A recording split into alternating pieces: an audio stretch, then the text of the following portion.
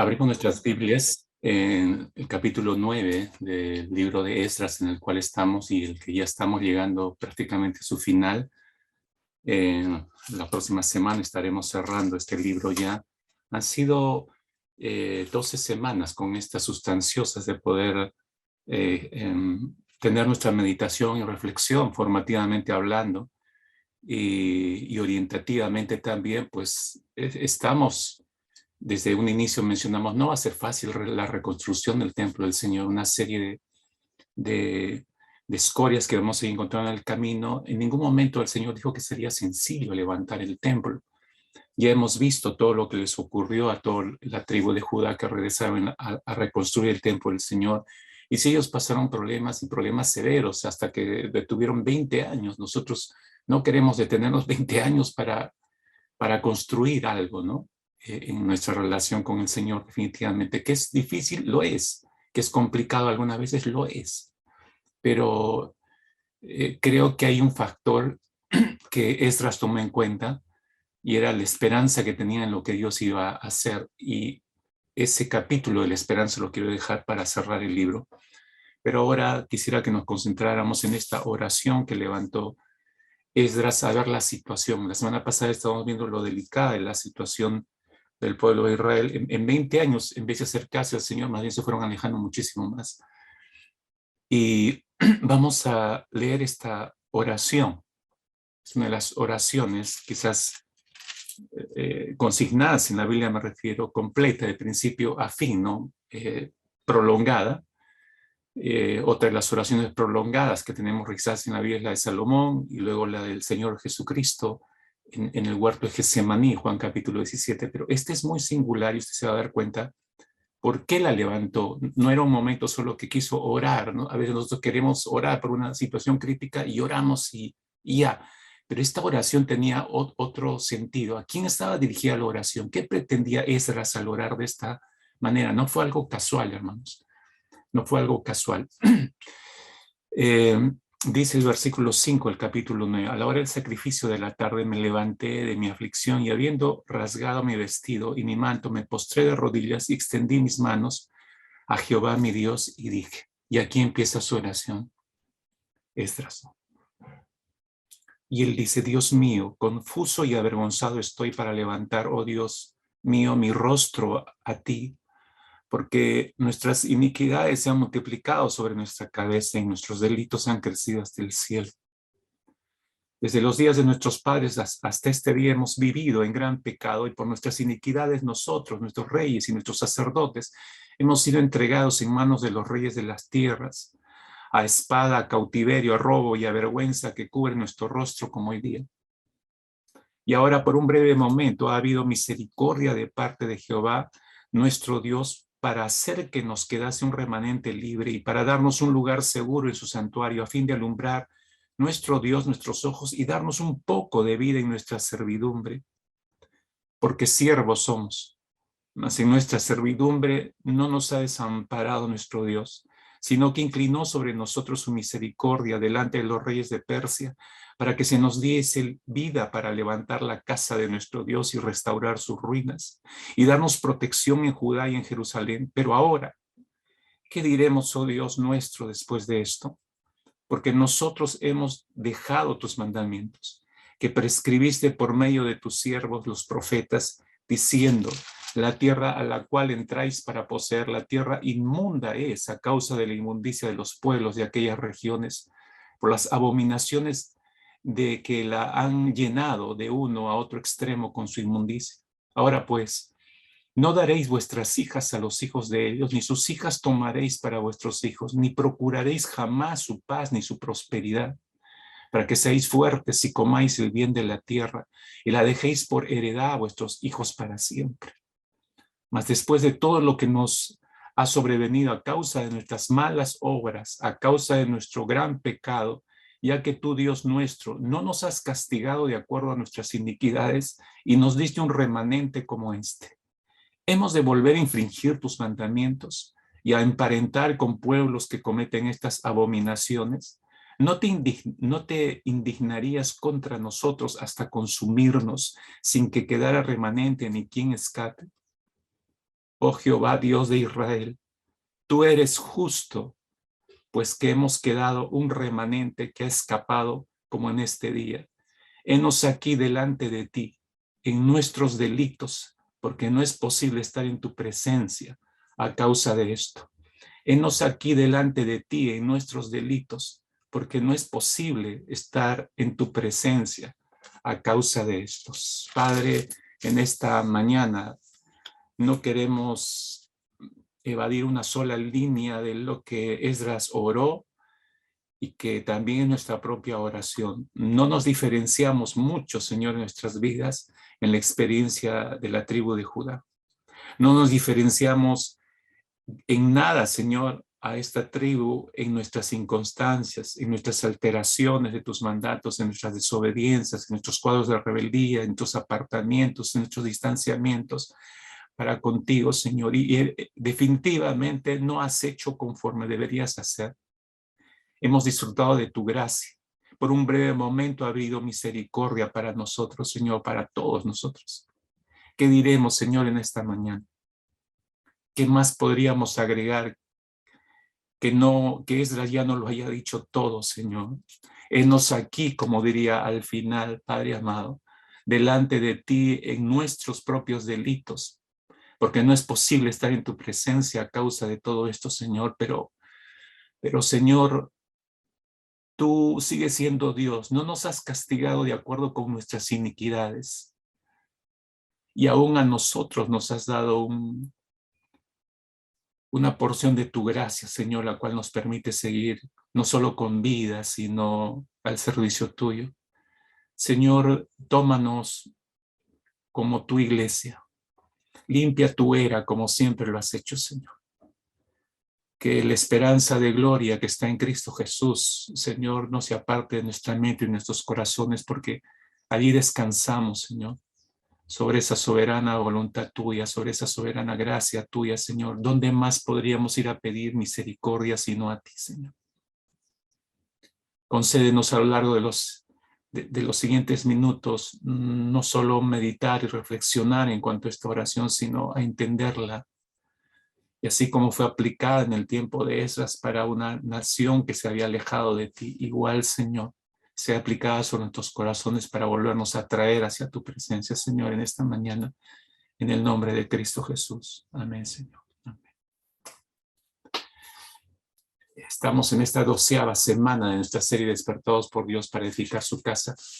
Y en este tema, casi preámbulo para terminar de estudiar el libro, y sabiendo que estamos en un proceso de reconstrucción, hemos mencionado, nos ha mostrado el libro varias aristas de cómo enfrentar la reconstrucción del templo del Espíritu del Señor.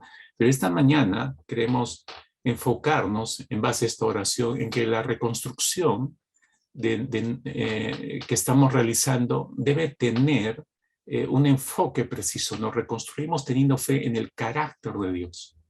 El día jueves estuvimos definiendo un poco este asunto, insistiendo después del día jueves, el hecho de que probablemente toda nuestra vida gira en torno a enfocarnos en las bendiciones de Dios, en todo lo que recibimos de Él, disfrutamos de sus regalos, y no está mal darle gracias a Dios por eso, pero nuestra vida, nuestra fe no puede estar enfocada, dijimos, en los regalos de Dios, en los obsequios de Dios. Tenemos que enfocarla en el que da los regalos, y ese es en la persona de Dios. Por eso decimos que la fe debe estar enfocada en la persona de Dios, en el carácter de Dios. Pero ahí está el cortocircuito en nuestras vidas, porque no enfocamos totalmente nuestra fe en el carácter de Dios, porque no conocemos la totalidad del carácter de Dios.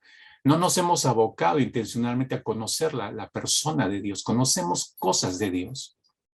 Como a lo largo de esta preparación, en los minutos anteriores, decía nuestro hermano Guillermo, Dios no solamente es amor, pero hacemos un gran énfasis y solamente nos quedamos que Dios es amor, Dios es amor, Dios es amor. Es verdad, el apóstol Juan en una de sus cartas dice que Dios es amor, afirma categóricamente que Dios es amor, pero no solamente Dios es amor.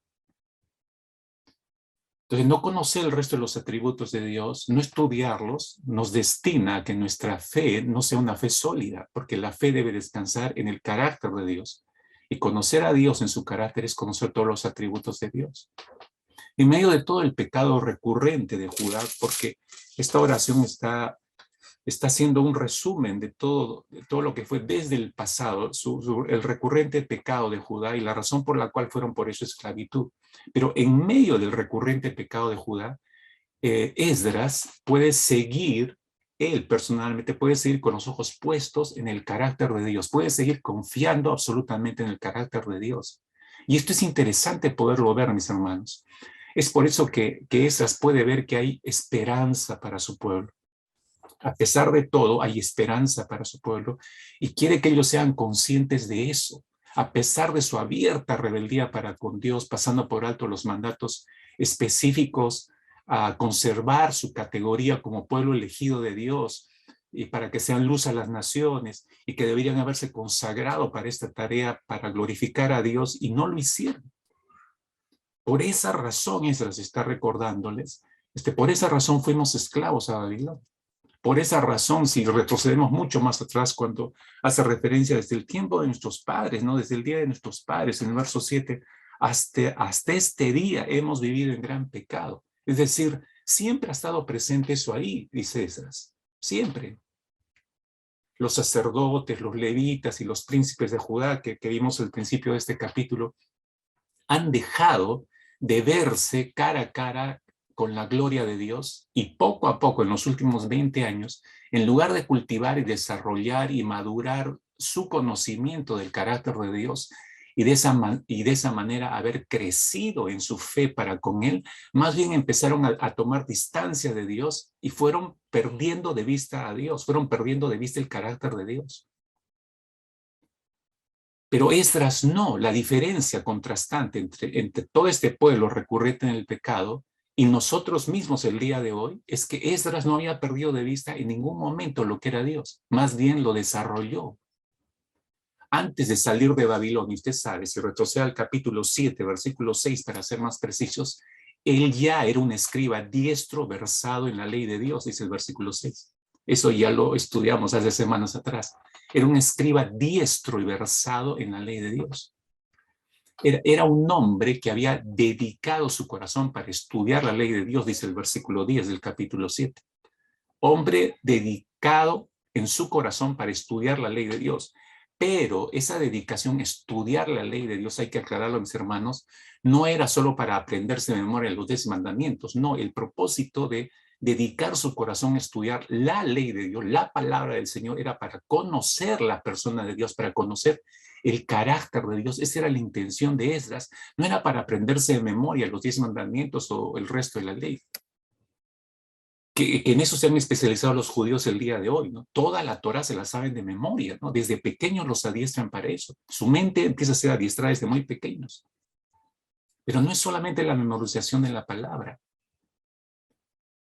¿Cuál es el propósito para memorizar la palabra? Conocer la persona de Dios. Ampliar nuestro conocimiento de la persona de Dios, y eso nos va a llevar a conocer el carácter de Dios. Conocer bien el carácter de Dios va a aumentar nuestro temor de Él, nuestro temor reverente de Dios. Esdras llegó a comprender el carácter de Dios por esa dedicación de su corazón, y al conocer, al estudiar la ley de Dios, conoció el carácter de Dios, y al hacer esto se dedicó y consagró entonces su vida a obedecer a Dios por temor a ese Dios que conoció, a obedecer la ley de Dios y enseñar lo mismo a sus compatriotas. Él se destinó para eso. Es por todas esas razones que la fe en Dios, su fe en Dios estaba sumamente fundamentada en el carácter de Dios que Esdras había aprendido a conocer. Había crecido tanto, mis hermanos, que Esdras podía ver a Dios tal cual era, aún en sus circunstancias terribles, aún en medio de la práctica del pecado, aún en medio de la naturaleza de pecado de su pueblo. Esdras podía identificar perfectamente a Dios, podía ver lo que Dios es. Y es lo que perdieron de vista el resto de su nación. ¿Por qué es importante esto, mis hermanos? Esdras se había dado cuenta que Judá había perdido de vista totalmente el carácter de Dios, por eso perdieron su identidad, por eso echaron a perder el linaje santo, lo que leímos y estudiamos la semana pasada. y se diluyó tanto su consagración a Dios como pueblo escogido, que por eso vivían conforme a las abominaciones de los otros pueblos. Es por eso que a través de su oración, ahora entendamos por qué, en ese contexto, por qué Esdras levantó esa oración. Esdras, a través de su oración, ¿qué es lo que buscó? ¿Cuál es el propósito de su oración? Ayudar a sus hermanos a recuperar conciencia de Dios. Porque esa oración no la hizo dentro de su habitación a puerta cerrada. Todo el pueblo escuchó, estaba delante del templo, en voz alta, orando. Y luego se fue juntando cada vez más la gente y fue escuchando toda la oración. El propósito de la oración de Esdras era ayudar a sus hermanos a recuperar conciencia de Dios, a recuperar conciencia del carácter de Dios. ¿Qué pretendía Esdras? Que sus hermanos pudieran volver a percibir el peso de la gloria santa de Dios. Ellos verían claramente cuando volvieran a recuperar el sentir el peso de la gloria de Dios y cual espejo poderse ver tal como eran, verían claramente la inmundicia en la que ellos mismos habían caído. No había otra manera. No había otra forma, confrontándolos con la misma gloria de Dios. Nada le costó a Esdras pararse ahí, estar delante del templo, voltear y decirle, mira, ustedes son unos pecadores, ¿se acuerdan? Tus padres pecaron, tus abuelos, tus ancestros también, y hasta ahora están pecando. ¿Qué pasa, hermanos? Exhortarles, o como decimos nosotros criollamente, guapear a toda la tribu de Judá. Pero no hizo eso. Él oró. Él está frente al templo. Él está orando a Dios. Verían el pueblo de Judá, verían cuán envilecido estaba su corazón al verse a la luz de la gloria de Dios. Y por eso Esdras ora lo que hemos leído. ¿Qué es lo que en la pretensión de Esdras es exactamente, yo diría, el proceso que fue utilizado y descrito por el Señor Jesucristo en la parábola del Hijo Pródigo? Acabamos de ver gráficamente esa parábola para recordarnos, descrita por el Señor Jesucristo ahí en Lucas capítulo 15. ¿Qué es lo que hizo volver en sí al Hijo Pródigo, mis hermanos? Si bien recuerdan, ¿qué lo hizo volver en sí? Porque él estaba loco, se fue, abandonó todo, desperdició toda su vida y está ahí comiendo con los cerdos, por último, ¿no es cierto?, en un chiquero.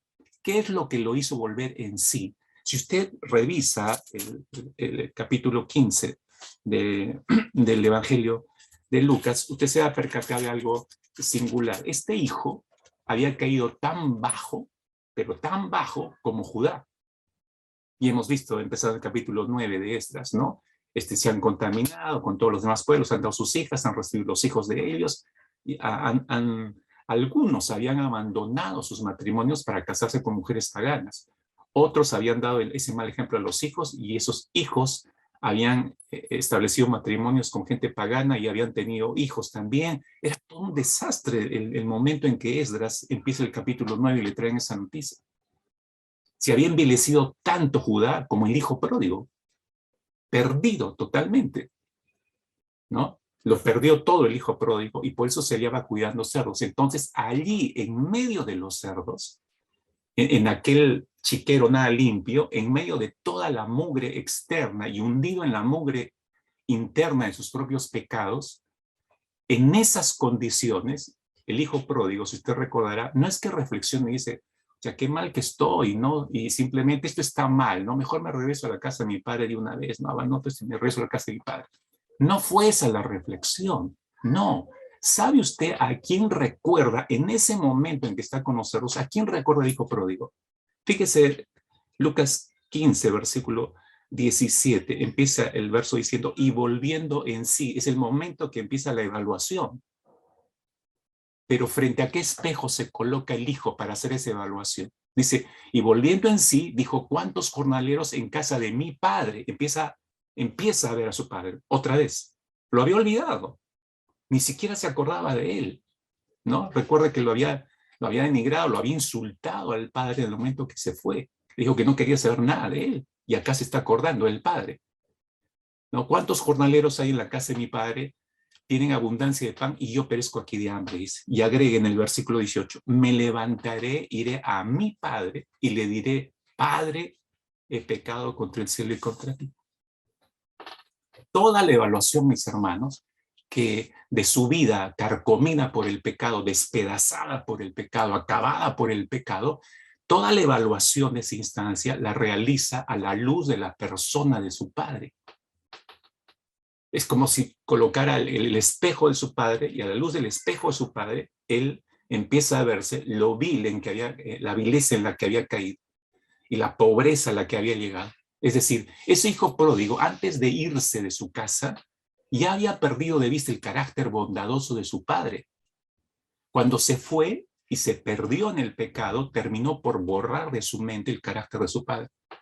Cuando toca fondo, se acerca al espejo del carácter de su padre y allí se da cuenta de su vida andrajosa. Allí se da cuenta de lo tan bajo que ha llegado, pero ahí recupera visión del carácter de su padre. Me levantaré, iré a mi padre, le diré: Padre, he pecado contra el cielo y contra ti. Eso es recuperar visión del carácter de su padre, la cual lo llevó al arrepentimiento real. Esdras, a través de su oración, estaba levantando un gran espejo, el gran espejo del carácter de Dios delante de todo Judá, para que Judá se mirase en ese espejo y se evaluase frente a ese espejo del carácter de Dios y se midiese frente al carácter de Dios. ¿Y qué cree que vieron los de Judá? Vieron su andrajosa vida. Vieron lo terrible que nos describe los primeros versículos del capítulo 9, no solo lo que habían hecho, sino lo que eran en realidad. No solo las acciones internas, sino lo que eran internamente. Hay una interesante expresión que utiliza el profeta Oseas en el capítulo 4 del libro de Oseas, versículo 6, Oseas capítulo 4, versículo 6, donde nos enseña algo que debemos recordar en estos tiempos. Dice el profeta Oseas, Dios hablando a través del profeta Oseas, dice: mi pueblo es destruido por falta de conocimiento. ¿Se acuerdan? Mi pueblo es destruido por falta de conocimiento. Ahora, mi pueblo es destruido por falta de conocimiento. Esto no solo aplica a la falta del conocimiento de la ley de Dios, sino también a la falta de conocimiento de la persona de Dios. Porque la ley de Dios nos muestra su persona. Porque la ley de Dios nos muestra el carácter de Dios. Entonces no solo aplica a este versículo a conocer la ley en sí, sino eso nos lleva a conocer a la persona que le emitió. Dios nos dio su palabra, mis hermanos, para que le conociéramos. Esa es la intención de Dios. Él ha revelado los 66 libros para que nosotros lo conozcamos a través de la palabra, y es la principal forma de hacerlo, a través de la palabra de Dios, de su revelación escrita. Esdras comprendió perfectamente, él entendió muy bien esto, y por eso es que leímos en el capítulo 7 que él preparó su corazón para inquirir la ley de Jehová y para cumplirla, dice. Preparó su corazón para inquirir la ley de Jehová. El día jueves estuvimos estudiando el Salmo 27, si usted bien recordará, y el salmista, mencionando el proceso de la fe, como debe ir, los que estuvieron el día jueves, usa una expresión el salmista similar a la de Esdras. En el versículo 4 de Salmos 27, el salmista dice: una cosa demandada a Jehová, esta buscaré, que esté yo en la casa de Jehová todos los días de mi vida. ¿Para qué? Dos cosas, dijo el salmista: para contemplar la hermosura de Jehová, y número dos, para inquirir en su templo. El día jueves aprendimos algo importante en función a esta palabra inquirir. ¿Qué cosa significa inquirir? Y el jueves yo decía, inquirir significa llegar al conocimiento de algo preguntando.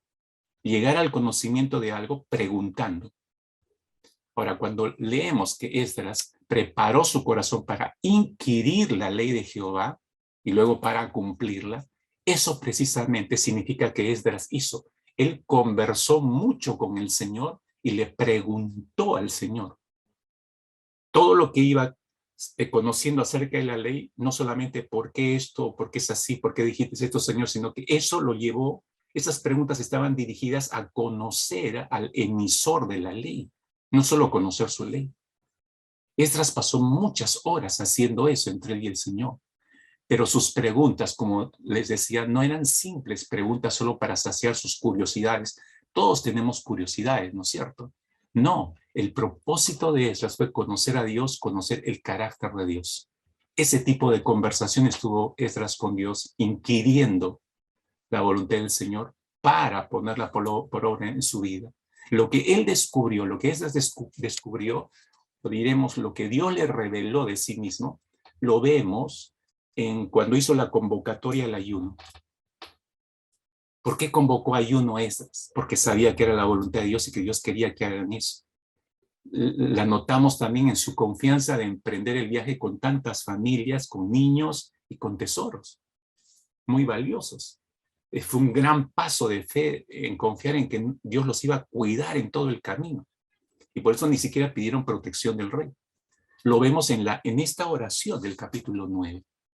Y precisamente es a través de esta oración, oída por todo el pueblo, que Esdras intencionalmente saca a través de esta oración para que el pueblo escuche algunos atributos de Dios, no todos, algunos que eran importantes, que ellos volvieran a traer a su mente, que los habían, igual que el hijo pródigo, perdido en el tiempo y algunos borrado de sus mentes.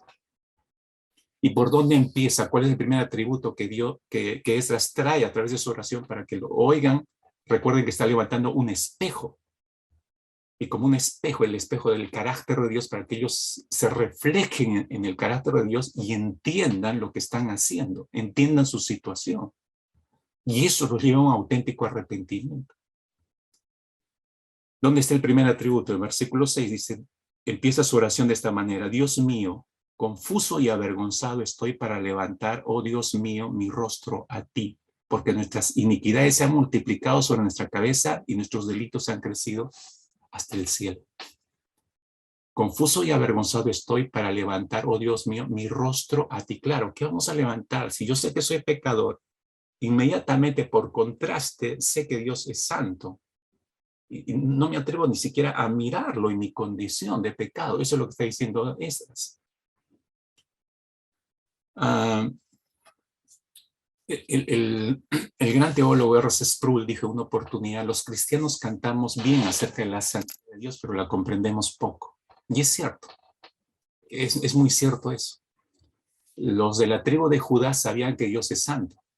Ellos sabían perfectamente que Dios es santo, pero no se preocuparon por conocer mejor acerca de la santidad de Dios. Vivieron su vida, bueno, Dios es santo y Dios es santo, y siguieron en su cotidiana vida, pero no se detuvieron. Tengo que aplicarme, inquirir, separar mi tiempo y mi corazón, consagrarlo para inquirir acerca de la santidad de Dios. No hicieron eso. Esdras sí lo hizo, por eso pudo conocer mejor la santidad de Dios. Por eso la saca aquí para empezar, ¿no? Avergonzado y confundido estoy, Señor, ni siquiera para levantar mi cara, porque nuestras iniquidades se han multiplicado delante de ti, Señor. Esa falta de conocimiento del carácter santo de Dios no les permitió a Judá verse como pueblo escogido de Dios, para reflejar justamente esa santidad. Nosotros estamos en esa misma posición, mis hermanos. Recuerdan, el apóstol Pedro dice ahí en su primer carta, capítulo 2, versículo 9, 1 Pedro 2, 9, que nosotros somos linaje escogido, real sacerdocio, nación santa, pueblo adquirido por Dios, para que anunciéis las virtudes de aquel que os llamó. Hemos sido redimidos, mis hermanos, para dar a conocer las virtudes del Señor, de nuestro Salvador. Y las virtudes es el carácter de Dios, el carácter santo de Dios. Ese es uno de los propósitos por el cual hemos sido redimidos. Eso lo tenemos que mostrar.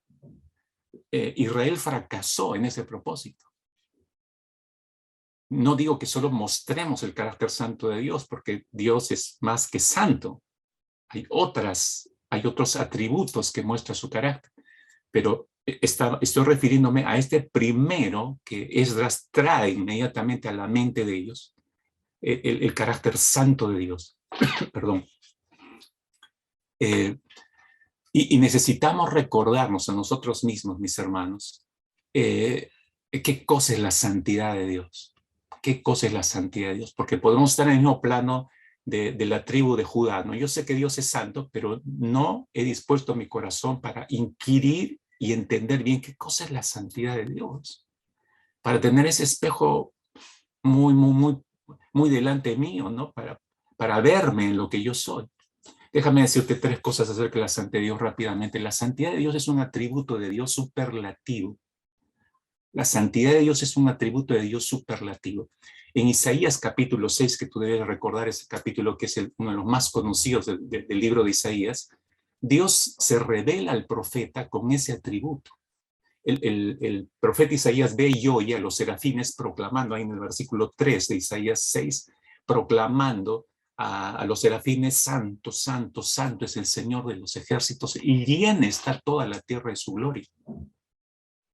Ahora bien, ha señalado el teólogo una vez más, mencionó a R.C. Sproul, en el lenguaje bíblico, dice Sproul, ese santo, santo, santo, dice, mencionar algo 3 veces seguidas es elevarlo a su grado superlativo y adjudicarle un énfasis de superimportancia, dice Sproul. No significa definitivamente que la santidad sea el atributo más importante de Dios. Todos tienen la misma importancia, todos los atributos de Dios. Pero la santidad de Dios es el atributo por excelencia que revela la gran distancia entre el soberano y el súbdito que somos nosotros. Eso nos permite verle en su dimensión real de grandeza frente a nuestra pequeñez, la santidad. Entonces, la santidad es un atributo de Dios superlativo. Pero también, en segundo lugar, la santidad de Dios significa que está apartado de toda impureza, de toda impureza. La santidad divina implica estar separado o apartado de algo. En este caso, Dios está absoluta y eternamente apartado de todo pecado o impureza moral, absolutamente apartado.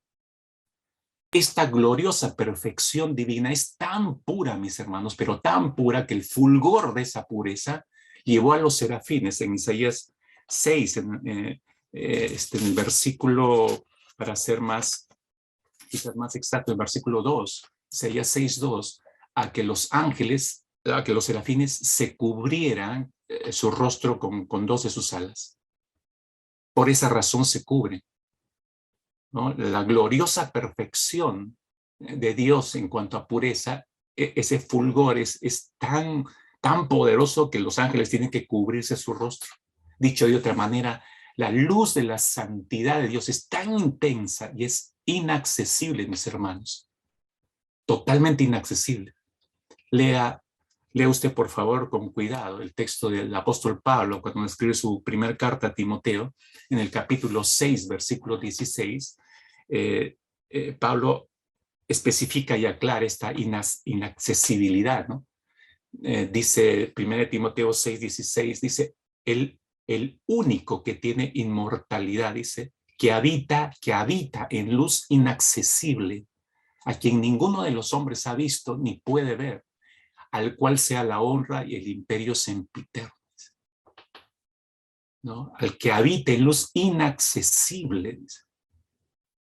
Así que no puede ser vista incluso, mis hermanos, por seres libres de pecado como los ángeles. Por eso hacía cita de Isaías 6:2, ¿no?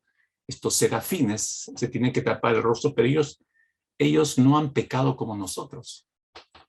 Pero es tan fuerte el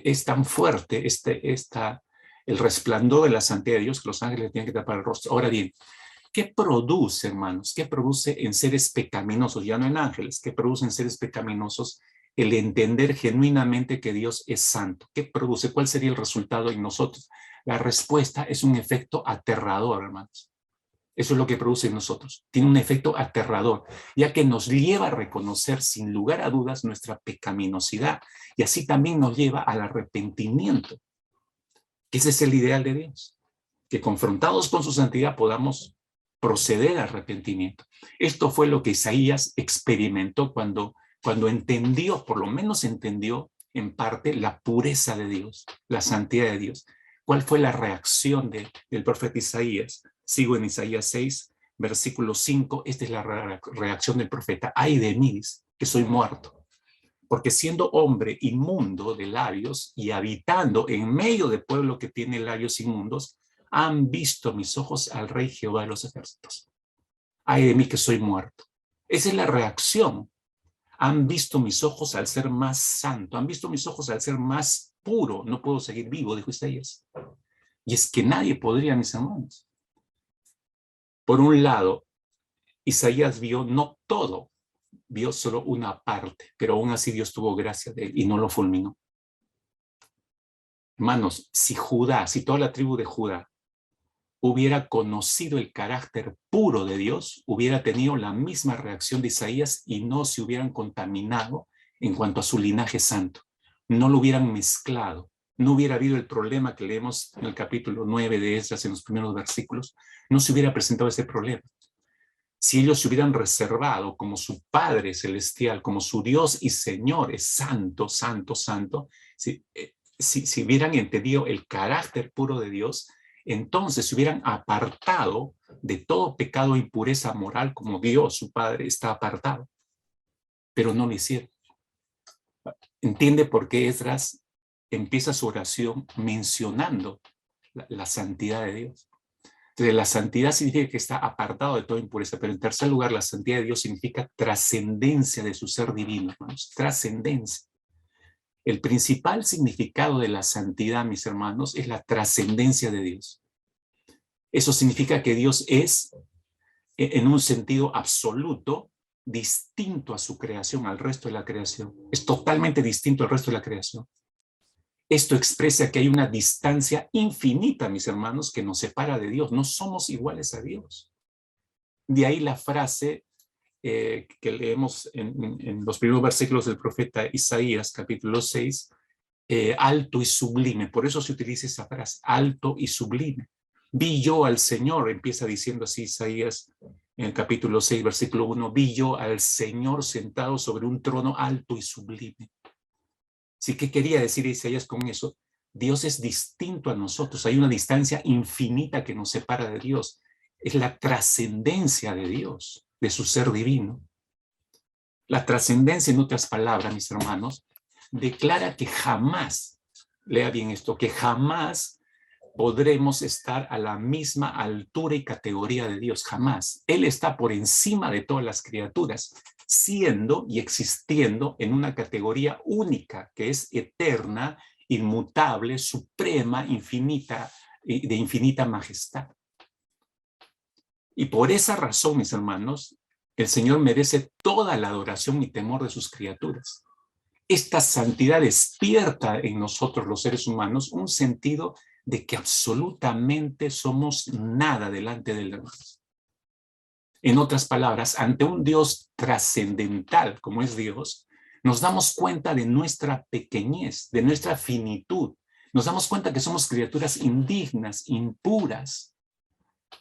Se da cuenta cómo Esdras de manera intencional les recuerda el carácter santo de Dios para que tenga este efecto en sus mentes y en sus corazones, para que eso los guíe a arrepentimiento. Pero no solamente les muestra en su oración que Dios es santo, sino también les muestra que Dios es un Dios misericordioso. Versículo 8 de su oración dice, y ahora, por un breve momento, ¿no? Por un breve momento, ha habido misericordia de parte de Jehová nuestro Dios para hacer que nos quedase, dice, un remanente libre y para darnos un lugar seguro en su santuario, a fin de alumbrar nuestro Dios, nuestros ojos y darnos un poco de vida en nuestra servidumbre, termina diciendo el versículo 8, mis hermanos. Y luego de mencionar esto, él ha tenido un poco de misericordia, nuevamente, a pesar de que ya la tuvo. Pero nuevamente dice, ha vuelto a tenerla, ¿no? Pero les recuerda, para que puedan ver más claramente esa misericordia del Señor, les recuerda otro acontecimiento donde ellos mismos experimentaron la misericordia de Dios. Lea conmigo el verso 9, dice, porque siervos somos, mas en nuestra servidumbre no nos ha desamparado nuestro Dios, sino que inclinó sobre nosotros su misericordia delante de los reyes de Persia, para que se nos diese vida para levantar la casa de nuestro Dios y restaurar sus ruinas y darnos protección en Judá y en Jerusalén. 20 años hacia atrás nada más, eso era fresco en la mente de ellos, eso podían recordarlo. Dice, ustedes han visto la misericordia de Dios. Les está haciendo recordar cuán misericordioso es Dios. Les está haciendo recordar el carácter misericordioso de Dios. Cuando Esdras levanta este tremendo espejo del carácter de Dios ante el rostro de todos los de la tribu de Judá, de manera ineludible, mis hermanos, los de Judá tuvieron que darse cuenta que no solo habían perdido de vista este atributo del carácter de Dios, sino que no sabían mucho ni entendían mucho acerca de la misericordia de Dios, su Dios. En realidad, todo el pueblo de Judá, el pueblo escogido de Dios, tenían el mismo problema del profeta Jonás. Permítame hacer una comparación rápida. Todo Judá tenía el mismo problema del profeta Jonás. ¿Se acuerdan del profeta Jonás? ¿Cuál fue el problema del profeta Jonás? Si bien recuerdan, Dios manda a este profeta, que era de la tribu de Zabulón, es decir, del reino del norte, que vaya a Nínive, que era la capital del reino de Babilonia, el poder de ese entonces, y que les llamara en el nombre de Dios, convocara a esta capital pagana, los convocara a arrepentirse, si no, les caería el juicio de Dios. ¿Se acuerdan ahora del profeta Jonás? Esa era su labor, a eso lo comisionó el Señor.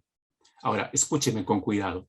Hay muchos estudiantes de la Biblia que han llegado a la siguiente conclusión. Han observado que en la primera parte del libro de Jonás, Jonás como que interpreta al hijo pródigo de la parábola de Jesús de Lucas 15, que hacíamos memoria hace unos minutos. Él interpreta el papel del hijo pródigo en la primera parte del libro de Jonás, ¿no? Cuando se va lejos. Él huye de su padre, el hijo pródigo, y Jonás huye del Padre Celestial. Lo manda y él va en sentido contrario, se escapa, igual que el hijo pródigo. Sin embargo, en la segunda mitad del libro de Jonás, ya no es como el hijo pródigo, es más bien se parece al hermano mayor del hijo pródigo, ¿no? Que de él no se habla mucho. La próxima semana yo voy a hablar un poco más acerca de él, pero el hijo mayor, que al parecer se quedó a vivir con el padre, le dice al padre mío que le ha obedecido en todo, pero el hijo mayor le reprocha a su padre por la compasión que está mostrando para su hermano arrepentido que había regresado a la casa. Y el mayor se molesta por eso, se molesta por la misericordia, por la compasión que su padre está mostrando a su hijo menor que ha regresado a la casa. Entonces, Jonás, dicen los estudiosos, que representa en realidad la primera parte al hijo pródigo y la segunda parte a su hermano. La primera parte se escapa de Dios, no quiero saber nada de su Padre celestial, pero la segunda parte critica la misericordia de Dios que tiene para con los ninivitas. El trabajo de Jonás era predicar nada más. Él tenía que ir y predicar lo que Dios le había dicho que tenía que predicar. ¿Qué mensaje tenía que predicar a Nínive? Arrepentimiento, punto. Ahora, él va y predica obviamente lo que Dios le dijo, ¿no? Pero ¿por qué trató de huir desobedeciendo la orden directa de Dios? Me refiero a Jonás. ¿Por qué tuvo esa actitud de huir? Mire, lea con cuidado conmigo este famoso escritor cristiano Tim Keller, uno de mis autores personalmente favoritos. Él ha escrito un libro sumamente interesante titulado El profeta pródigo, que realmente es un estudio acerca del libro de Jonás. Y en ese libro Tim Keller describe lo siguiente. Escuche por favor o lea conmigo con cuidado. Tim Keller dice, Jonás tiene un problema con la tarea que se le ha asignado, pero tenía un problema mayor con aquel que se le había asignado. Jonás no comprendía cómo era posible que Dios extendiera su misericordia a un grupo de personas tan despiadados como los ninivitas. Jonás no comprendía el misterio de la misericordia de Dios. ¿Cómo podría Dios ser justo y perdonar a los pecadores de su maldad? Y es cierto, mire, el problema de Jonás no solamente era de desobediencia con lo que se le había mandado a hacer, sino su problema era con aquel que le estaba mandando, ¿no? A él no le entraba que Dios fuera misericordioso. Nosotros, mis hermanos, ahora sabemos la respuesta, que Jonás no le entendía. La respuesta, nosotros ahora, la iglesia de hoy me refiero, los cristianos de hoy, sabemos que la respuesta está en la cruz de Cristo, en el Calvario, donde Jesús pagó el precio del pecado de su pueblo y de toda la humanidad, liberándonos a todos para siempre de la condenación eterna que nos esperaba. Cristo hizo eso por nosotros en la cruz. Ni Jonás ni los de Judá sabían esto o entendían esto.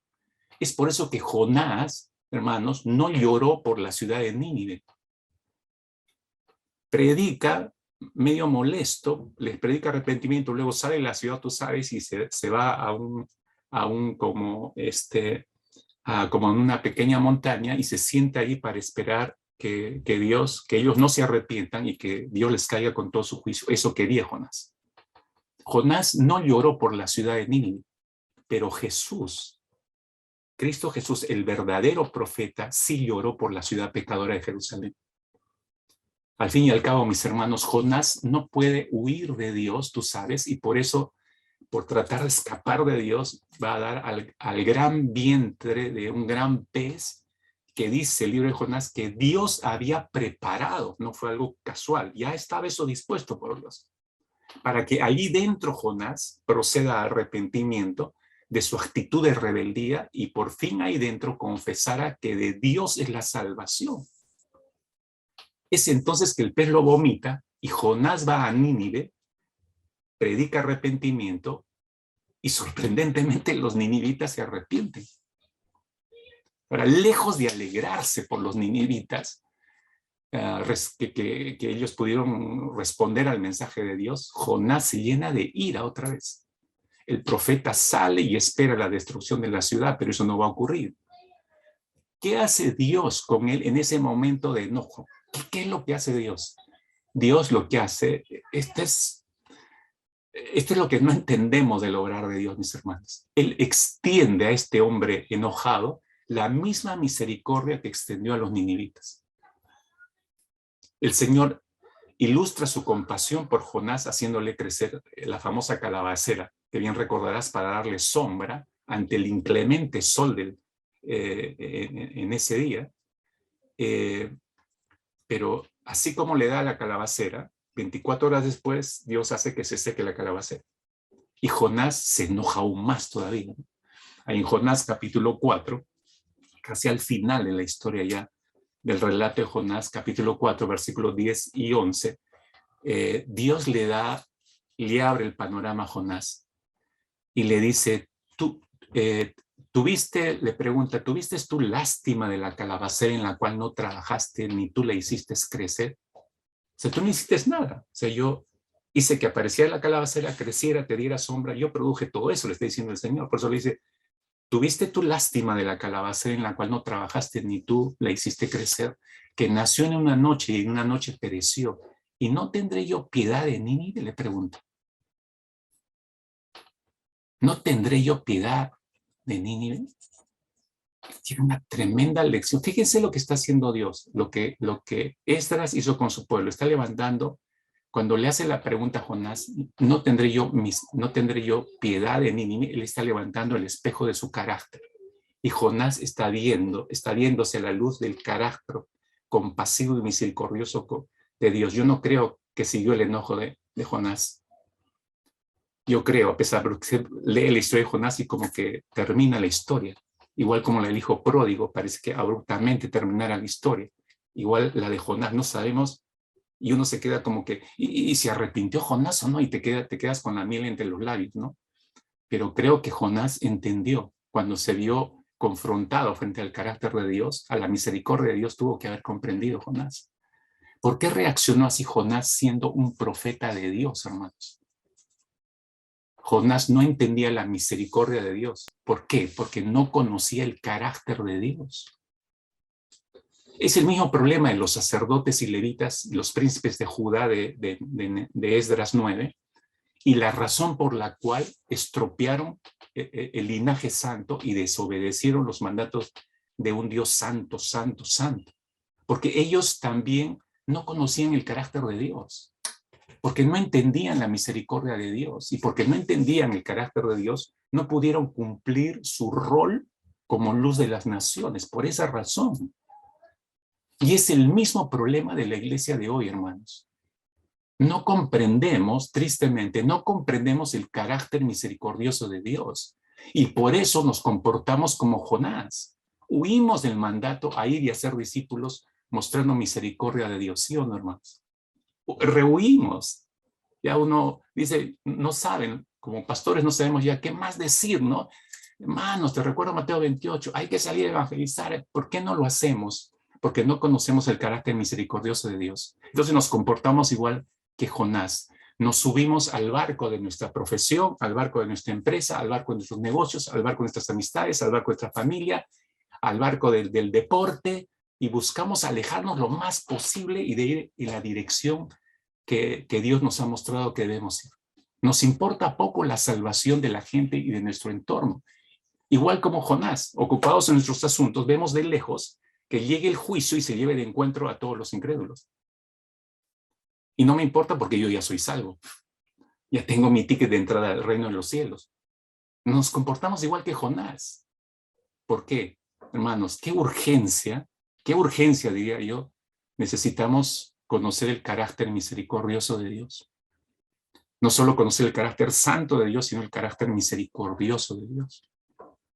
¿Se da cuenta? Esdras está sacando eso en su oración. Todos están escuchando, está provocando que sus mentes reaccionen al escuchar el carácter santo de Dios y que lo habíamos olvidado, el carácter misericordioso de Dios y que lo habíamos olvidado. Pero eso no es lo único. Le sigue recordando el carácter de Dios, versículo 13. Dice, mas después de todo lo que nos ha sobrevenido a causa de nuestras malas obras y a causa de nuestro gran pecado, ya que tú, Dios nuestro, no nos has castigado de acuerdo con nuestras iniquidades y nos diste un remanente como este. No debería existir este remanente que hemos venido de retorno a reconstruir el templo, dice Esdras. No debería existir eso. Pero ¿sabe por qué? ¿Por qué está este remanente acá? Les dice Esdras. Por gracia de Dios. Porque Dios es un Dios de gracia. Ya no está hablando de la santidad de Dios. Ya no está hablando del carácter misericordioso de Dios. Ahora está hablando del carácter lleno de gracia de Dios. Por eso dice, no nos ha sobrevenido, ¿no?, lo que realmente debería habernos sobrevenido.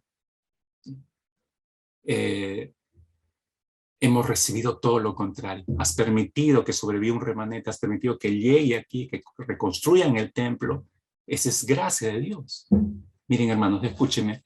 Nunca, de verdad, nunca he escuchado decir a ningún hijo, a ninguna hija, después de haber sido disciplinados por sus padres, y hablo disciplina física, después de haber recibido la disciplina, nunca he escuchado a ningún hijo, ninguna hija decir lo siguiente: he recibido menos de lo que debería haber recibido. No he escuchado jamás decir a ningún hijo, y me incluyo dentro de los hijos cuando hemos recibido disciplinas físicas, cuando éramos más pequeños o cuando éramos adolescentes, ninguno que diga he recibido menos de lo que debería haber recibido. Más bien, lo que solemos escuchar es que montados en ira, en cólera y limpiándose sus lágrimas, dicen que sus padres han sido exagerados, que han sido hasta abusivos en la aplicación de la disciplina. Más son esos términos que se escuchan, ¿no es cierto? Lo cierto es que los hijos más recuerdan lo doloroso que fue ese momento de la disciplina, pero olvidan el sinnúmero de veces que sus padres no solo fueron misericordiosos, sino que aplicaron gracia y no les dieron lo que merecían en muchas oportunidades. Pero solamente se acuerdan de ese momento en que ya le rebasaron la paciencia, como decimos a los padres, y los disciplinaron físicamente hablando. Y ahora dice que le han abusado de él, y ahora hay hasta línea telefónica que puede llamar el niño y quejarse, ¿no?, que los padres han abusado y lo han golpeado de más. Ahora hay hasta eso, ¿no? Derechos de los niños, ¿no? Derechos de los niños. Pero se acuerdan más de ese momento doloroso, como digo, del sinnúmero de veces que los padres han aplicado gracia para con ellos y les han perdonado un sinfín de cosas, no han aplicado disciplina y no han recibido lo que debería recibir. No se acuerdan de ese sinnúmero de gracia de los padres. Eso es gracia, mis hermanos. ¿Qué cosa es la gracia divina? El pastor John MacArthur amplía el concepto de lo que implica la gracia. Nuestro concepto es un poco limitado, ¿no? Dice el pastor John MacArthur: A menudo se define la gracia en términos muy resumidos, dice, como favor inmerecido. Solo decimos eso. ¿Qué es la gracia? Es el favor inmerecido de Dios. Es eso, claro, pero dice, es mucho más.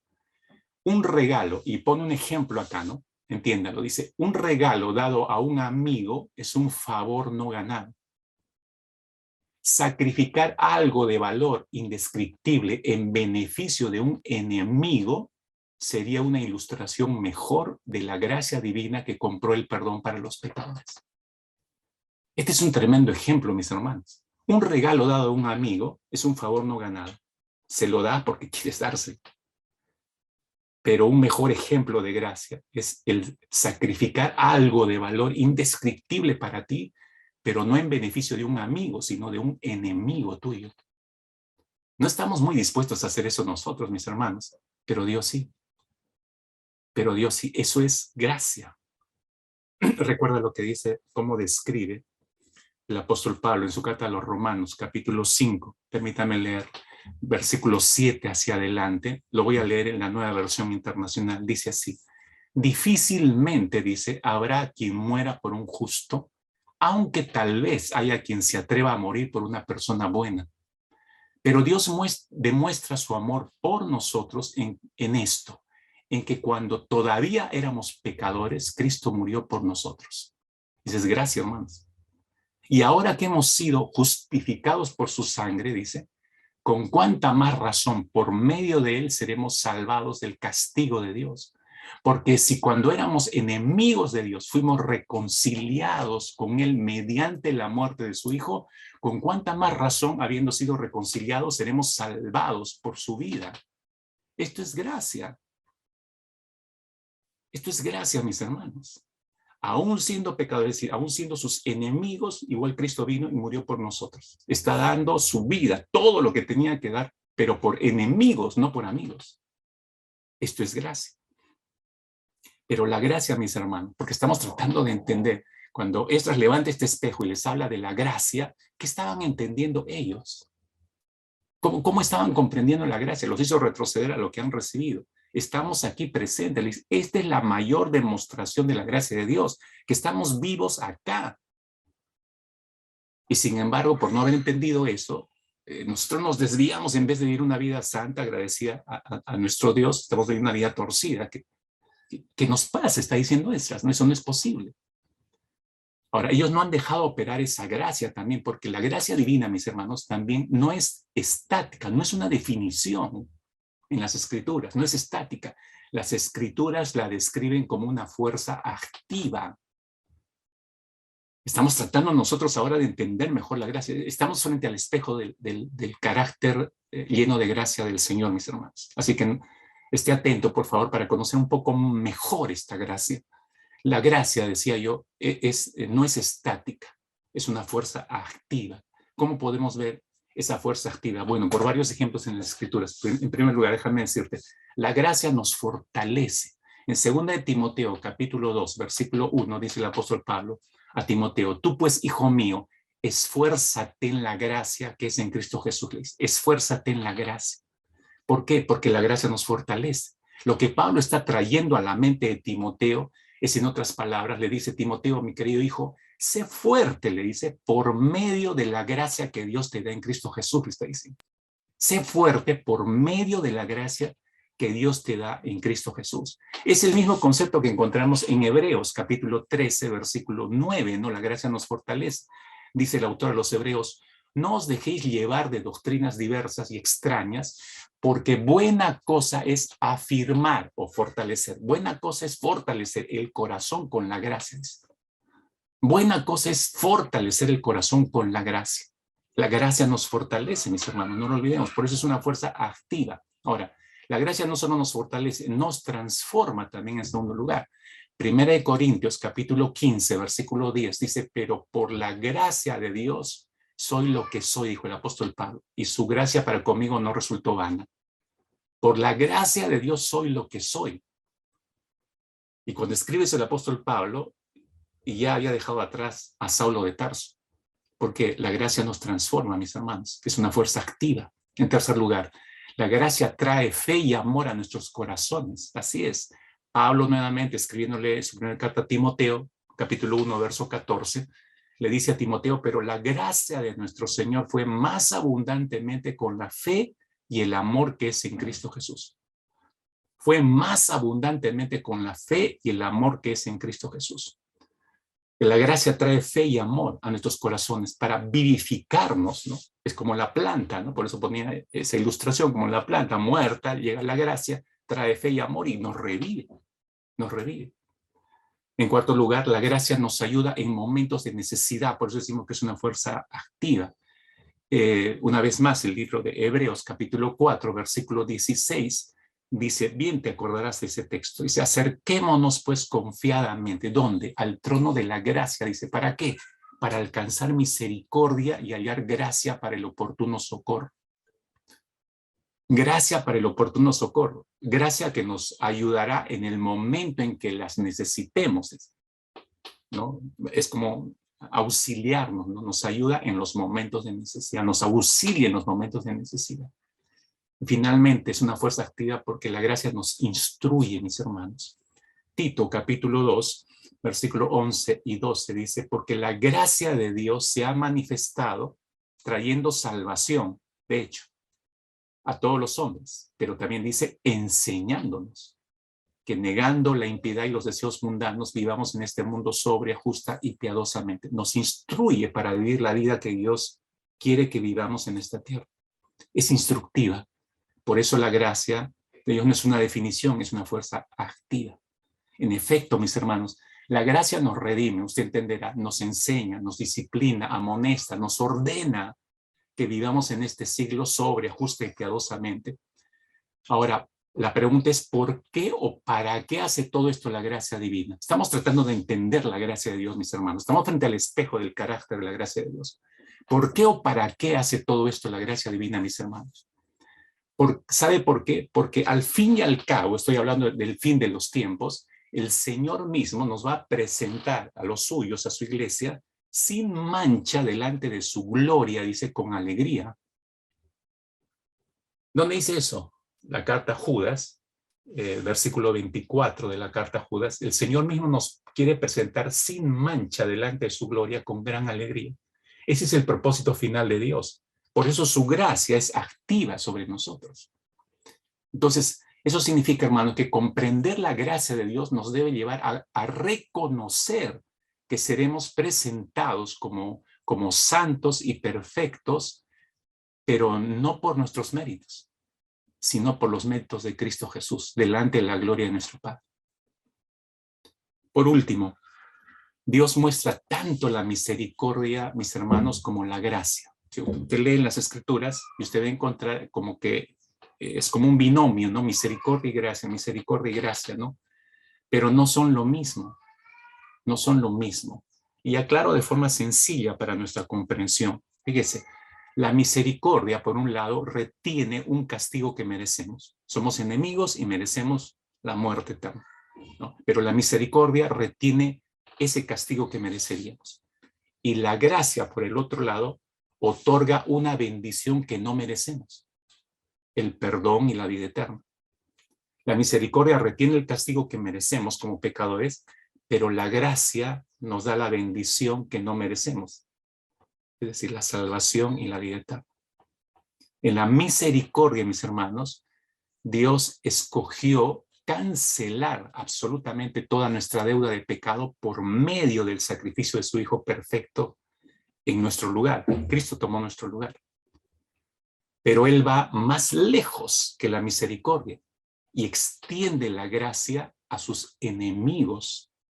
Y de hecho que Pablo es tan consciente de esto que lo deja por escrito, Romanos capítulo 5, versículo 10, dice, porque si siendo enemigos, dice, reconoce nuestra condición, si siendo enemigos fuimos reconciliados con Dios por la muerte de su Hijo, mucho más estando reconciliados seremos salvos por su vida. Miren la gracia de Dios. Dios no solamente opera misericordia, habiendo hecho que su propio Hijo ocupe nuestro lugar en la cruz, sino que va más lejos todavía, sino que extiende esa perfecta obra a quienes, a enemigos, no a amigos, como decía hace un instante. Él nos ofrece perdón, reconciliación, vida abundante, nos da de su espíritu, nos da un lugar en el cielo con Él, que muy pronto estaremos en ese lugar. Miren, todo esto es de pura gracia.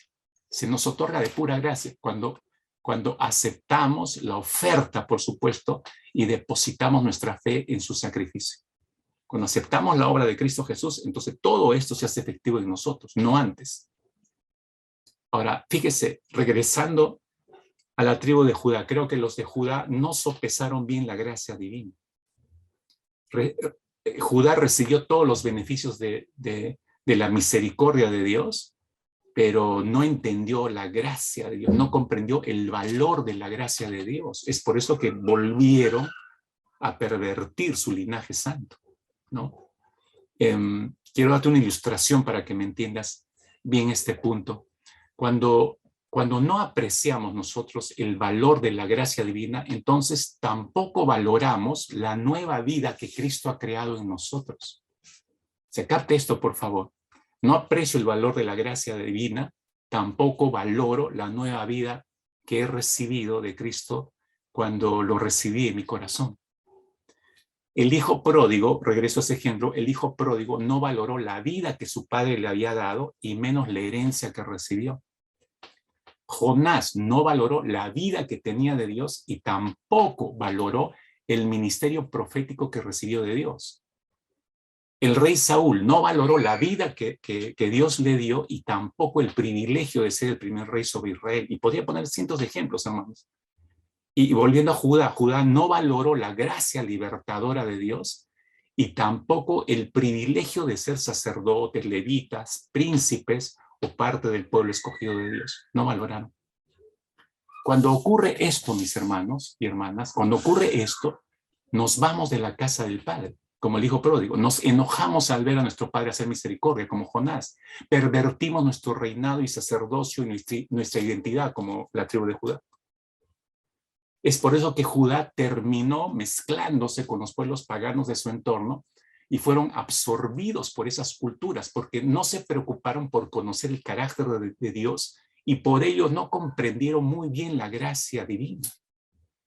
Nos conviene, mis hermanos, definitivamente en estos tiempos, que podamos meditar mejor en la exhortación de Judas, la carta a Judas, en los versículos 3 y 4. Es una carta muy corta, solo tiene un capítulo. En los versículos 3 y 4 nos conviene regresar, reflexionar y meditar en esta exhortación de la carta a Judas. Dice Judas ahí en el verso 3 y 4, amados, dice, por la gran solicitud que tenía de escribiros acerca de nuestra común salvación, dice, me ha sido necesario escribiros exhortándoos que contendáis ardientemente por la fe que ha sido una vez dada a los santos. Contender por la fe.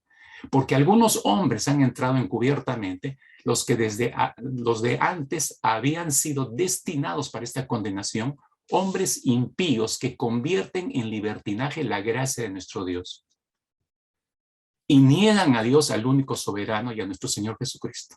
Convierten en libertinaje la gracia de nuestro Dios. Se está pervirtiendo la gracia de nuestro Dios. Es decir, el pueblo de Dios no está preocupado por desarrollar un mayor conocimiento acerca del carácter santo, misericordioso y de gracia de Dios. No, más bien está pervirtiendo lo poco que sabe de la gracia de Dios y negando a Dios como el único soberano y negando a Jesucristo como su Hijo y como Dios. Eso estamos viviendo en estos tiempos. Por eso urge regresar a esta exhortación y tomarla muy en serio, mis hermanos, como una razón para desarrollar, inquirir delante de Dios acerca de su gracia como estas y crecer en nuestro entendimiento de la gracia de Dios. Pero fíjese cómo termina la oración de Esdras. ¿Qué quería mostrar? Ya ha mostrado Dios santo, al Dios misericordioso, al Dios lleno de gracia en su carácter.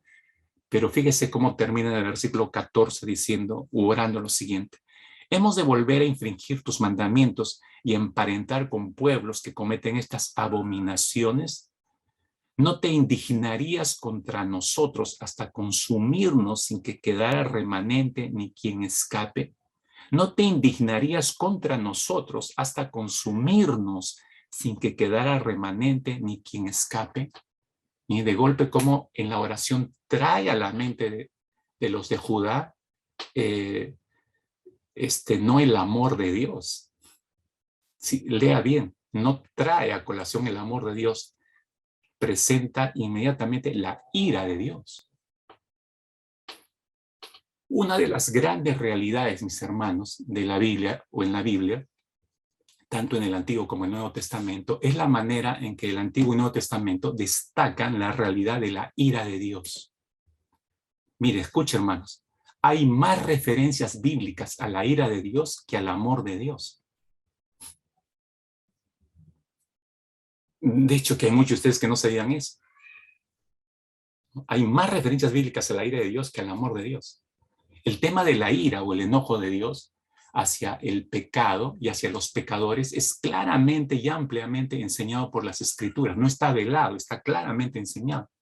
Cuando hablamos de la ira de Dios, mis hermanos, debemos aprender qué cosa es la ira de Dios. Y de eso se trata lo que está haciendo Esdras y lo que yo estoy haciendo esta mañana, que nosotros aprendamos y entendamos mejor la ira de Dios. Y también comprendamos por qué Esdras está terminando. Si ha empezado la oración y su intención era levantar el espejo y mostrar el carácter de Dios, ¿por qué empieza con la santidad de Dios y termina con la ira de Dios? Es contrastante esto, pero es el mismo Dios, es el mismo carácter de Dios. El Dios montado en ira es el mismo Dios santo. El mismo Dios montado en ira es el mismo Dios misericordioso. El mismo Dios de ira es el Dios lleno de gracia. Es el mismo Dios, es el mismo carácter. ¿Me entienden? Cuando hablamos de la ira de Dios, debemos aprender qué es la ira de Dios. ¿Por qué? Porque sabemos solo un poquito más de lo que Dios es como amor, que es justo, que es bondadoso, pero sabemos muy poco acerca de la ira de Dios. Los de la tribu de Judá sabían tanto como nosotros sabemos de la ira de Dios, es decir, casi no mucho. Casi no mucho. Pero nosotros tenemos la revelación escrita, la totalidad de la revelación escrita, entonces tenemos mayor posibilidad de comprender y entender la ira de Dios. Las palabras enojo e ira nos hacen pensar automáticamente en nuestras propias experiencias de eso. Y eso es lo que hace complicado entender el enojo de Dios. Porque nuestra definición, nuestra comprensión de la ira y el enojo de Dios es en función de nuestra propia experiencia, lo que nosotros entendemos como ira, enojo, ¿no? Todos nosotros hemos experimentado episodios de enojo, todos hemos experimentado episodios de ira en nuestra vida. Lo conocemos porque lo hemos sentido y lo hemos experimentado. La ira humana, mis hermanos, a menudo puede ser impredecible, mezquina, desproporcionada. Y eso lo sabemos por experiencia propia. Estas cosas, hablo de la ira humana, ¿no? Que es impredecible, mezquina, desproporcionada, esas cosas no son aplicables a la ira de Dios. Sepamos bien que la ira de Dios es totalmente diferente a la nuestra. La ira de Dios, escuche, la ira de Dios es la respuesta justa y mesurada de su santidad hacia el mal, hacia el pecado. Repito, esto es la ira de Dios. La ira de Dios es la respuesta justa y mesurada de su santidad hacia el mal o hacia el pecado. Es una respuesta de Dios. Veamos un poco más de cerca la ira de Dios y conozcamos mejor en este acercamiento que pretendo tener en los siguientes minutos hacia la ira de Dios y entender por ende por qué Esdras terminó hablando acerca de la ira de Dios. Miren, en primer lugar, lo que quiero traer a nuestra mente es lo siguiente, que Dios es lento para la ira. Para entender su ira tenemos que entender esto, el carácter de Dios, ¿no? Dios es lento para la ira. El salmista ya lo declaró en el Salmo 103, versículo 8, dijo, compasivo y clemente es el Señor, lento para la ira y grande en misericordia. ¿No? Entonces, esto es mesura de parte de Dios. Su ira no es, se desconoció y desbocadamente aplicó y luego se lamentó, uy, se me fue la mano. No, Dios no es así. Su ira no es así, no es como la nuestra. ¿No? En segunda de Pedro, capítulo 3, versículo 9, Pedro agrega y nos recuerda lo siguiente, que el Señor, dice, no se tarda en cumplir su promesa, según algunos la tienen por tardanza, sino que es paciente para con ustedes. Está hablando del carácter de Dios. Es paciente para con ustedes, no queriendo que nadie perezca, sino que todos vengan a arrepentimiento. No tarda ¿qué? Su juicio, su ira. ¿En qué es paciente el Señor para que su ira no llegue sin razón alguna? Hay un momento, dice el Señor, pero ¿qué quiere Dios? Que todos lleguen al arrepentimiento, por eso es paciente. Esa es la razón por la cual, hermanos míos, esta es la razón por la cual no hemos desaparecido ninguno de nosotros. Dios es lento para la ira. Dios mantuvo abierta la puerta de su gracia para Judá. Solo tenía que haber venido en arrepentimiento al altar del templo que ya estaba construido, presentar su ofrenda y reconciliarse con Dios. Pudo haber hecho eso, pero no lo hizo. En los siguientes 20 años se alejaron de ese altar de gracia. Se alejaron de ese altar de gracia exponiéndose porque no entendían el carácter de Dios a la ira de Dios. Dios ofrece gracia y perdón, mis hermanos, lo sabemos bien, en Cristo Jesús. La gente viene a Él en arrepentimiento y fe todos los días y Dios pacientemente hasta el día de hoy mantiene abierta la puerta de gracia, hasta el día de hoy. Pero el día de la ira de Dios, mis hermanos, va a llegar. Pero Él no tiene prisa para traerlo, porque entonces, cuando llegue la ira de Dios, será cerrada la puerta de la gracia. En este instante está abierta la puerta de la gracia para todos, mis hermanos, para todos y cada uno de nosotros. Esta es la buena noticia, todavía no ha sido cerrada. Dios es paciente porque quiere que todos lleguen al arrepentimiento, pero un día esa puerta se va a cerrar, hermanos. Un día esa puerta se va a cerrar. La ira de Dios es lenta, pero en segundo lugar, que tenemos que ver en cuanto a la ira de Dios, es que la ira de Dios se revela ahora. Ya se está revelando ahora. Dice el apóstol Pablo, Romanos capítulo 1, versículo 18. Romanos 1, 18. Dice, porque la ira de Dios se revela desde el cielo contra toda impiedad e injusticia de los hombres que con injusticia restringen o frenan la verdad. La ira de Dios se revela desde el cielo, dice. O sea, la ira de Dios se revela ahora, ya. Cuando tú lees el capítulo 1 de esta carta a los romanos, encuentran, mis hermanos, que los pecadores, en sentido general, la humanidad, los pecadores, van en tres direcciones. ¿Cuáles son esas tres direcciones? Ellos suprimen, por un lado, la verdad acerca de Dios. Tú lo puedes ver ahora, eso en vivo. Por varios medios se intenta suprimir la verdad acerca de Dios. Por otro lado, intercambian la verdad por una mentira. Dejan de lado la verdad y prefieren aceptar mentiras. La humanidad, en sentido general, prefiere vivir bajo mentiras que sobre verdad, la verdad de Dios. Y en tercer lugar, adoran las cosas creadas en lugar del Creador. Hay un énfasis desmesurado en la adoración a las cosas, pero no al dador. Ahora, escucha, eso exactamente es lo que hicieron los de la tribu de Judá. Descartaron la palabra de Dios, prefirieron las mentiras de los pueblos paganos y terminaron adorando los dioses de los pueblos paganos. Al parecer, mis hermanos, no tuvieron en cuenta que estaban provocando la ira de Dios. Olvidaron que habían ido a la esclavitud a Babilonia 40 años, precisamente por sus pecados, porque habían provocado la ira de Dios. Y volviendo de la esclavitud, no se preocuparon por comprender mejor el carácter de Dios manifestado también por medio de su gracia, pero también por medio de su ira.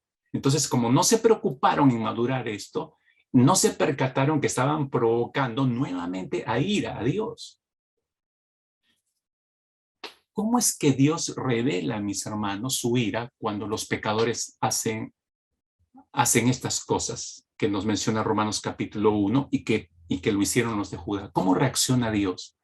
Dios los entrega a sus pasiones.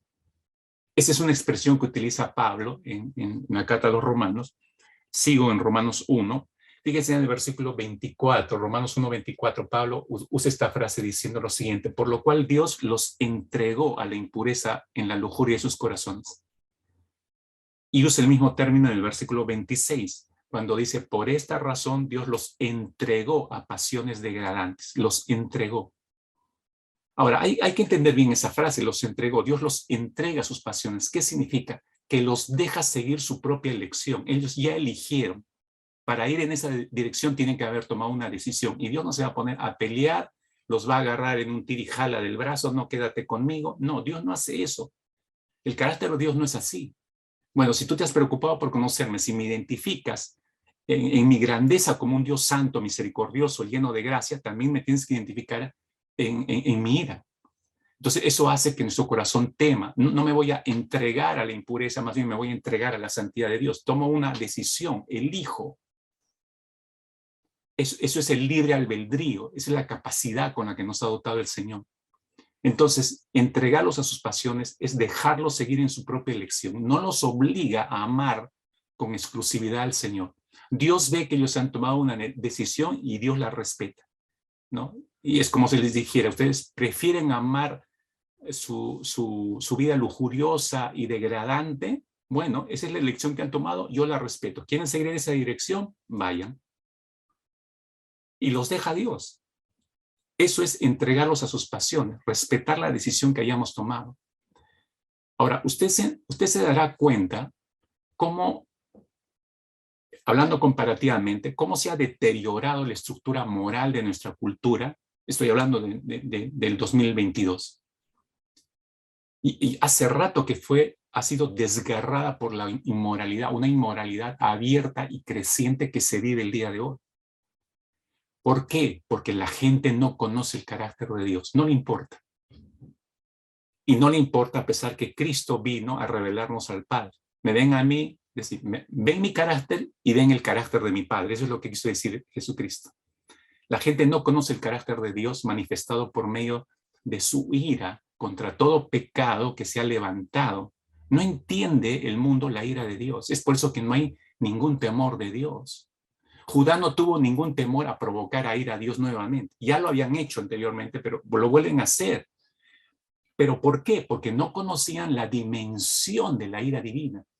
Haber sido invadidos por los babilonios, haber estado 40 años esclavos en tierras que no eran las suyas por juicio divino, no fue nada agradable. Ellos ya lo habían vivido en carne propia y entendían que había sido por sus pecados que habían enfrentado a Dios. Pero todo lo que han experimentado no es nada comparado con el juicio divino que llevará a los pecadores rebeldes a una muerte eterna, a un lugar de castigo eterno llamado infierno, mis hermanos. Y eso es muy real. Eso nos muestran las Escrituras. ¿Por qué? Se preguntará. Porque la ira de Dios se revela ahora. Pero no solamente se revela ahora. Déjame darte un tercer aspecto de la ira de Dios. La ira de Dios es sobre pecadores. Sobre los pecadores. Juan capítulo 3, versículo 36. Jesús dijo lo siguiente: el que cree en el Hijo tiene vida eterna. Escuche esto: el que cree en el Hijo, que es Cristo, tiene vida eterna, pero el que no obedece al Hijo, es decir, a Cristo, no verá la vida. Sino, dice, sino que la ira de Dios permanece sobre él. Dese cuenta, por favor, el apóstol Juan no dice que la ira de Dios vendrá sobre los desobedientes, no. Él dice que la ira de Dios permanece sobre los desobedientes. ¿Y por qué? Se preguntará. Porque es por nuestra naturaleza, mis hermanos. El apóstol Pablo en otra de sus cartas dice que somos hijos de ira. Eso está en nosotros. Y por eso la ira de Dios permanece sobre nosotros. Es el estado en que nacemos como hijos de ira. Y por eso la ira de Dios está sobre nosotros, porque somos pecadores. Aquí es donde nos encontramos cara a cara con el meollo del problema humano, mis hermanos. ¿Cuál es el meollo del problema humano? Escúcheme con atención. No es que estamos perdidos y necesitamos encontrar nuestro camino a través de un viaje astral espiritual. Eso está muy de moda hoy en día. No es que estamos extraviados y necesitamos ubicar y encontrar cuál es nuestro ángel para que nos guíe hacia la felicidad. No. No es que estamos heridos y necesitamos ser sanados. No es que somos pobres porque no sabemos proclamar con nuestra boca prosperidad sobre nuestras vidas. No, ese no es el problema de fondo, hermanos. El meollo, escuche bien y lea bien, el meollo del problema humano es que somos pecadores por naturaleza y estamos bajo el juicio de Dios. Y su ira divina está sobre nosotros, a menos que sea quitada. Venimos con naturaleza de pecado y por esa naturaleza estamos bajo el juicio de Dios. Y la ira de Dios por eso permanece sobre nosotros, a menos que sea quitada, hermanos. La tribu de Judá, por esa razón, cuando estuvo, me refiero, esclavo, 40 años en Babilonia, y regresando y estando ya en su tierra, la experiencia de haber estado 40 años esclavo, sabiendo que sus pecados habían enfrentado a Dios, ¿los hizo dejar de pecar? No.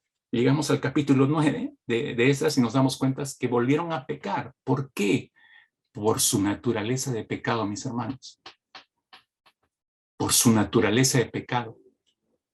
Por eso Juan 3:36, que acabamos de leer hace un instante, es clarísimo. El único, hermanos, el único que puede retirar la ira de Dios de sobre nosotros es Cristo. ¿Y cuándo la retira? Cuando nosotros creemos en Él, cuando creemos en su obra realizada en la cruz. En ese momento la ira de Dios es retirada de nosotros. ¿Entienden? La ira de Dios es sobre los pecadores, no lo olvide, se mantiene sobre los pecadores. A no ser que ese pecador acepte la obra perfecta de Cristo Jesús, entonces la ira de Dios le es retirada de sobre su cabeza. Así que asegurémonos de estar en las manos correctas, en las manos de Cristo Jesús. Pero déjame terminar. La ira de Dios está almacenándose. Es cierto que se manifiesta en parte, pero se está almacenando, hermanos. Me va a entender por qué digo esto. En Romanos 2:5 dice el apóstol Pablo, pero por causa de su terquedad, dice, y de su corazón no arrepentido, estás acumulando, dice, acumulando ira para ti en el día de la ira y de la revelación del justo juicio de Dios. Hay un día en que se va a manifestar la ira divina, el juicio de Dios. Todavía no hemos llegado a ese momento. Estamos acercándonos mucho. Y cuando llegue ese momento, mucha gente que ha mantenido su corazón no arrepentido y en estado de rebeldía, ¿cómo va a llegar a ese día del juicio? Habiendo acumulado ira para el día de la ira de Dios. Miren, toda la Biblia, le explico esto un poco, toda la historia de la Biblia lleva a un día en que Dios juzgará todo el mal de una vez y para siempre. Ese es el final de la historia de las Escrituras. En ese día, el juicio de Dios será completamente revelado, mis hermanos. Este será el día de ira en el que Dios recompensará a todos los pecadores, todo mal. Dios hará esto en perfecta justicia. Tengo que recalcar esto. En perfecta justicia se dará el día de la ira de Dios.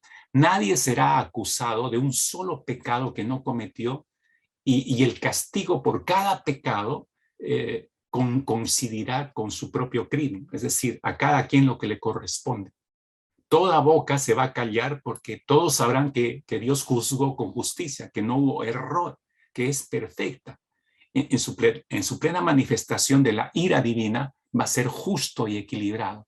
Entonces Dios dará comienzo en ese instante a un nuevo cielo y una nueva tierra que será el hogar de la justicia de Dios. Toda la tribu de Judá, mis hermanos, y todo israelita sabía que Dios traería un juicio final. Todos lo sabían porque los profetas antiguos testamentarios lo habían declarado y lo habían profetizado claramente. Por ejemplo, el profeta Isaías llamaba a ese día el día de la venganza de Dios. Y todos los israelitas sabían que iba a haber un día de juicio en que Dios juzgaría a toda la maldad, a todos los pecadores. Pero aunque lo sabían, hermanos, otra cosa era, y sigue siendo hasta el día de hoy, verlo a la luz del carácter de Dios. Conocer a Dios es tener una idea muy clara de la dimensión de su ira y de la dimensión del juicio que Él va a traer sobre los pecadores. Es otra cosa, mis hermanos. Conocer el carácter de Dios, a la luz del carácter de Dios, la ira de Dios es diferente a saber simplemente que habrá un juicio final. Déjenme terminar, mis hermanos, en esta mañana. Esdras, fíjese cómo termina su oración. Ahora se da cuenta cómo ha presentado la oración Isaías. Él está orando, el pueblo ha escuchado y ha sido confrontado frente al espejo del carácter de Dios, ha tenido que recordar la santidad de Dios, ha tenido que recordar la misericordia de Dios, ha tenido que recordar la gracia de Dios, ha tenido que recordar que Dios también es ira. Y frente a ese panorama, Esdras termina su oración expresando su temor precisamente al derramamiento de la ira divina, la cual estaba siendo provocada por los sacerdotes, levitas y príncipes de Judá, los cuales habían pervertido la simiente santa, la habían ignorado, habían desconocido el carácter de Dios. Estaban ellos pensando que no iba a ocurrir nada a Judá, que Dios terminaría por dejarlos tranquilos en sus pecados y en sus ofensas contra Dios, que los dejaría seguir con el estilo de vida que declara ahí en el capítulo 9, los primeros versículos, y que no iba a pasar nada. Eso hace notar que ellos no conocían el carácter de Dios. Esdras lo identificó inmediatamente. Este es el problema de fondo. Y por eso observe cómo termina la oración de Esdras. Versículo 15 dice: oh Jehová, Dios de Israel, tú eres justo. Al final tú eres justo. Puesto que hemos quedado un remanente que ha escapado como en este día, henos aquí delante de ti nuestros delitos, porque no es posible estar en tu presencia a causa de esto. No es posible.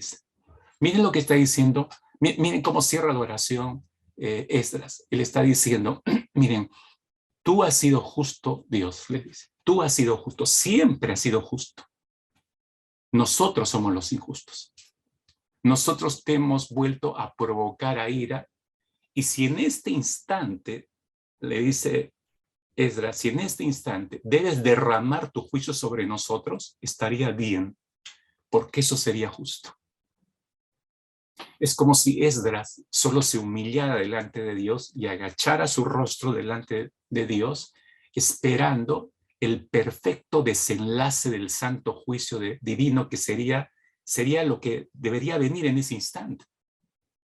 Pero es como si no esperara Esdras, como si no esperara ninguna otra oportunidad de parte de Dios, pues sabía que no la merecía. Por eso dice: no es posible estar en tu presencia a causa de esto. Hemos pecado tanto, nuestros delitos están delante de ti. O sea, yo sé, dice Esdras, y espero que el pueblo conmigo, que no tenemos otra oportunidad. Si tú en este instante derramas tu juicio, estarías en tu razón, Señor, y sería lo correcto. Y ella agacha su cabeza de manera humilde y está reconociendo esto. Rostro a tierra, rostro a tierra. La próxima semana, el próximo domingo, veremos el desenlace, veremos si realmente Judá captó todo lo que Esdras describió en su oración, si se vio en ese espejo. Vamos a dejarlo eso para la semana próxima. Pero esto nos lleva, nos provoca a las siguientes preguntas. Y luego quisiera pedirle por favor a mi esposa que nos guíe en una palabra de oración, pero escuche lo siguiente. Judá, como la iglesia de hoy, tiene las mismas oportunidades y hasta mejores, diría yo, porque la revelación escrita la tenemos completa. Ellas no la tenían, para conocer el carácter santo de Dios. Tenemos las mismas oportunidades y mejores de conocer el carácter misericordioso de Dios. Tenemos las mismas oportunidades y mejores para conocer el carácter lleno de gracia de Dios. Tenemos las mismas oportunidades de Judá y mejores de conocer la ira santa de Dios. Lo que hemos visto apenas hasta ahora en nuestras propias experiencias y con una pandemia incluso encima, hermanos, es solamente las orillas, pero no las profundidades del carácter de Dios. Sabemos que es santo, sabemos que es misericordioso, lo hemos expresado en muchas de estas oraciones y en nuestros testimonios, y lo hablamos en nuestro lenguaje como evangélicos, pero solo hemos pisado solo orillas, pero no hemos entrado todavía a las profundidades. El único que nos puede atraer hacia esas profundidades es Dios. El único. El único. Vamos a tomar un momento de oración y vamos a, como hizo Esdras, extender solamente nuestro corazón hacia el Señor en esta mañana. Oremos, por favor. Oremos. Amado Dios, en esta mañana, Señor, queremos darte las gracias porque a través de la vida de Esdras Nos enseña, Señor, cómo Él preparó su corazón para poder estudiar tu ley. Y a través de tu palabra, Señor, Él pudo reconocer tu carácter, pero también, Señor, pudo entender que de ti, Señor, sobreabunda la gracia y esta gracia, Señor, nos ayuda a que nuestra vida haya sido fortalecida, Señor, en ti. Es una gracia que también, Señor, nos ha ayudado a que nuestras vidas sean transformadas, poder entender de tu favor, poder entender la extensión, Señor, de tu amor, de la oportunidad, Señor, que tú nos das para poder ser instruidos y seguir adelante. No es una tarea fácil, pero ha sido un regalo que nos ha fortalecido, pero que también, Señor, nos ayuda a poder entender tu persona, lo que tú eres para con tu pueblo, Señor, que cree en ti. Pero también, Señor, entendemos que la ira, Señor, que está dentro de tu ser, Señor, va a ser para aquellos que realmente, Señor, no obedecen tu palabra, a los que no temen tu nombre. Aún, Señor, tú has adjudicado a las autoridades, que las autoridades son para los que hacen el mal, Señor, y los que hacen el bien estarán en paz. Y es el mismo principio, Señor, que tú nos enseñas el día de hoy, Señor, de poder vivir bajo tu gracia, bajo esa cobertura que tú nos has regalado, porque es un favor que no merecemos, pero que nos los has dado, Señor. Pero nos has dado de esa gracia para poder realmente honrarte a ti, Señor, de poder reconocer, Señor, tu presencia, de poder reconocer tu autoridad sobre nuestras vidas, como lo tuvo en cuenta, Señor, Esdras. Por eso es que tu palabra, Señor, preparó de tal manera su corazón que pudo estar sometido a ti, entendiendo lo que tenía que hacer, lo que tenía que transmitir al pueblo, lo que tenía que vivir él como ser humano delante de ti. Y es lo que tú nos demandas a cada uno de nosotros, reconocer tu gracia, Señor, es el día a día, no solamente en el día de la salvación, sino que realmente, Señor, tu gracia se ha extendido a lo largo, Señor, de nuestras vidas, para que de esta manera, Señor, nosotros reflejemos tu carácter, reflejemos tu gloria, la transmitamos a otros, Señor, y vivamos bajo esa cobertura hasta el día, Señor, en que tú vengas o nos recojas. Señor, no queremos que tú acumules iras contra nosotros. Señor, muchas veces podemos hacer las cosas como Jonás, hacer las cosas por obligación, pero no por temor a ti o porque nos movemos en tu gracia, sino que a veces podemos hacer las cosas solamente por obligación. Pero eso sí acumularía tu ira, Señor. Permítenos no airar tu corazón, Señor, por ninguna circunstancia, sino que podamos aprender a vivir en esa gracia transformadora que nos dices, nos has dado a través de Jesucristo.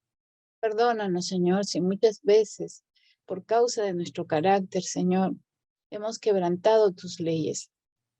Padre, por favor, que tu gracia sobreabunde sobre la iglesia, sobre nuestras vidas, para que vivamos agradecidos, Señor, envueltos justamente en tu presencia y podamos cada día, Señor, presentarte ofrenda agradable delante de ti. Gracias, Señor, por esta mañana. Ponemos nuestra vida delante de ti una vez más. En el nombre de Jesús. Amén.